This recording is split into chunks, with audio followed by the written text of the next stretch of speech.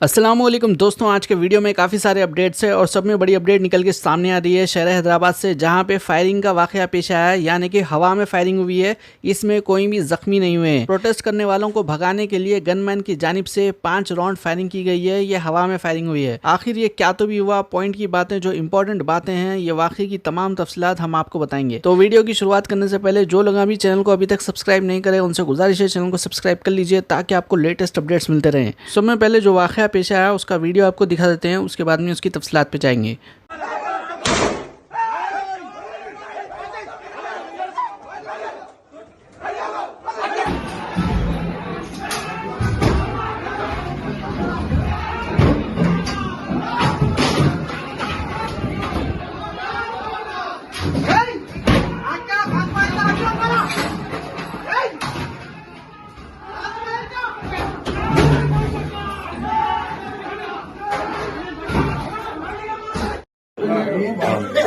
First వచ్చింది ఆడ sir బండి వైపు మాట ఓకే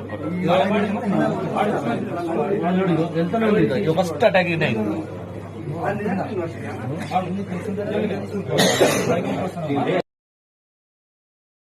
ये पूरा मामला है बीआरएस के एमएलसी के कविता को लेकर। के कविता राव केसीआर के बेटी है, इनको लेकर इन्होंने कमेंट्स कर दिए थे। इनका नाम है तीन मार मल्लन्ना। రిజర్వేషన్ కోసం ఆర్డినెన్స్ ఇచ్చినామని చెప్పి ముఖ్యమంత్రి గారు ఆర్డినెన్స్ ఇస్తున్నామని ఆయన నిర్ణయం తీసుకోగానే కల్వకుంట్ల కవిత గారు के कविता काफ़ी ज़्यादा फेमस है। इनका खुद का भी एक ऑर्गेनाइजेशन है, जागृति बोल के, तेलंगाना जागृति।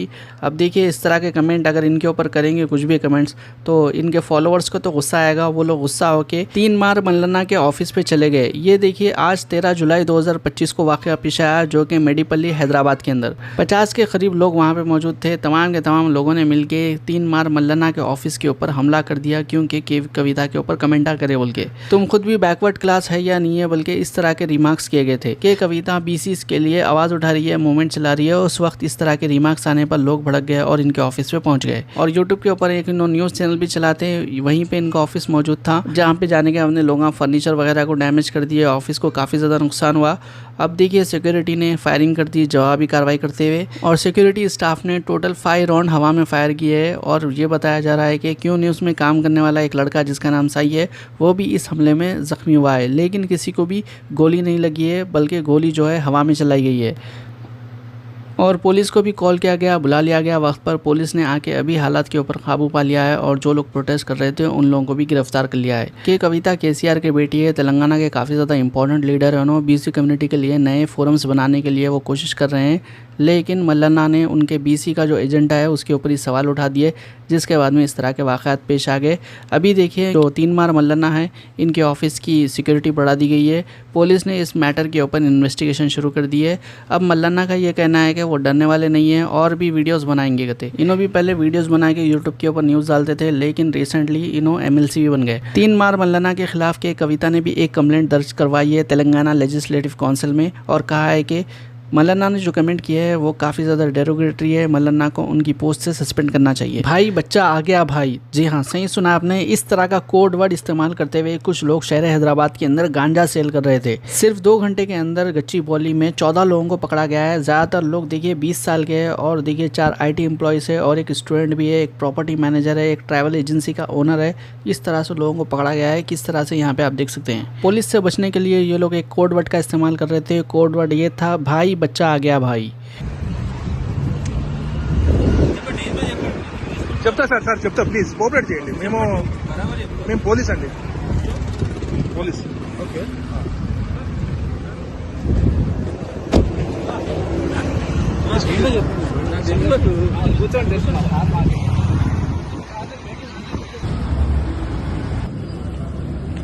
కాంటాక్ట్ ఉన్నాం.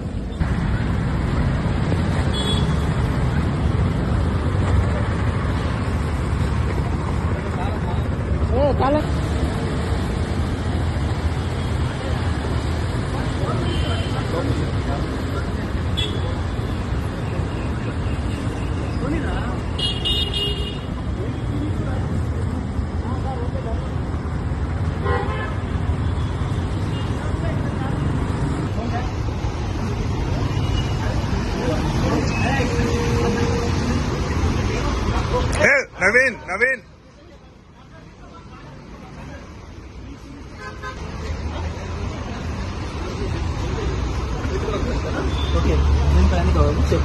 और शॉकिंग की बात तो ये है कि एक कपल अपने 4 साल के बच्चे के साथ आया था गांजा खरीदने के लिए और एक हस्बैंड वाइफ दोनों को चेक किया गया, दोनों भी पॉजिटिव निकले। जो मेन पेडलर था वो भागने में कामयाब हो गया, वो महाराष्ट्र का रहने वाला है, लेकिन उसके फ़ोन लॉक्स चेक किए जा रहे हैं। 100 से ज़्यादा कस्टमर्स, उसके जो भी है कस्टमर्स, उन लोगों की भी तहकीकात की जा रही है। थोड़ी है साहब, लगेगी आग तो आएंगे घर के ही जद में, लगेगी आग तो आएंगे घर के ही जद में। यहाँ पे सिर्फ हमारा मकान थोड़ी है। मरहूम राहत इंदौरी का शेयर लोग शेयर कर रहे हैं। ये वीडियो सामने आने के बाद में यहाँ पे आप देख सकते हैं बुलडोजर से कार्रवाई हो रही है, लेकिन जिनका घर तोड़ा जा रहा है वो लोग कह रहे हैं कि बदले की कार्रवाई की जा रही है। वो लोग भी बीजेपी को सपोर्ट करते हैं। क्या है कि आप कारण ये है कि हमारे घर सुनील पटेल हमसे जेलस करता है, बस। तो इसको आपने कहीं लिख करके दिया, आपने सुनील पटेल आपसे विवाद करते हैं। अभी तक हम लोग नहीं आए थे, हमारे घर के लोग लड़ते थे, जेंट्स लड़ते थे। अब मजबूरी जब आप बुलडोजर चलवा रहे हैं तो हमें मजबूरी में आना पड़ा सामने। नहीं, हमारे घर की महिलाओं में ये नहीं है कि हम लोग बाहर निकले। अब जब वो सुनील पटेल अपनी हद से ज्यादा पार हो गए हैं तो हमें मजबूरी में आना पड़ा है। नहीं, आज तक हम लोग कबीरों में नहीं निकले इस तरह। उसी का हिस्सा हो रहा है यहाँ पे। और वो कहे तो बुलडोजर चला दिए।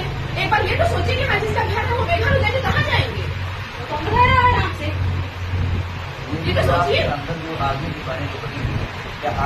काफ़ी सारे लोग पढ़ने के लिए या फिर कमाने के लिए यूएस जाने की प्लानिंग करते हैं, तो ज़्यादातर स्टूडेंट वीज़ा के ऊपर ही जाते हैं। अब देखिए, स्टूडेंट वीज़ा के ऊपर जाना आपके लिए मुश्किल हो सकता है, क्योंकि यूएस ने नए पॉलिसीज़ बना दी है ट्रंप सरकार के अंदर में। जो भी आपका सोशल मीडिया अकाउंट रहेगा उसको तो चेक करेंगे बोल के थोड़े दिन पहले, कुछ महीने पहले बोले थे, लेकिन अब देखिए वीज़ा मिलने के बाद भी आपके ऊपर निगरानी रखी जाएगी, नज़र रखी जाएगी कि आप सोशल मीडिया के ऊपर किस तरह के पोस्ट डाल रहे हैं। लाखों रुपये लगा के लोग वहाँ पर और जॉब करने के लिए जाते हैं 2 साल तक, जब तक उनका स्टूडेंट वीज़ा चलते रहता है। लेकिन देखिए, इतना सब उठाने के वास्ते, तकलीफ़ा उठाने के बाद में भी ये लोग बोल रहे कि जब इनका दिल बोला, कुछ भी पोस्ट पसंद नहीं आया, उन लोगों की ये लोग क्या करते, वीज़ा को रिवोक कर ले सकते। मोस्टली जो फ़लस्तीन को लेकर सपोर्ट में लोग पोस्टां डाल रहे हैं, वो ही लोग ज़्यादातर निशाने पर रह रहे हैं, जैसा कि कुछ दिन पहले वहाँ पर यूएस के अंदर हंगामा हुआ था इस चीज़ को लेकर। कल हमने इससे मुतालिक वीडियो बताया था कि किस तरह से सऊदी अरब के अंदर आप जद्दा के अंदर, रियाद के अंदर ज़मीन खरीद सकेंगे। कुछ स्पेसिफिक जोन बनाए जाएंगे जहाँ पे इंडिया के रहने वाले लोग भी ज़मीन खरीद सकेंगे।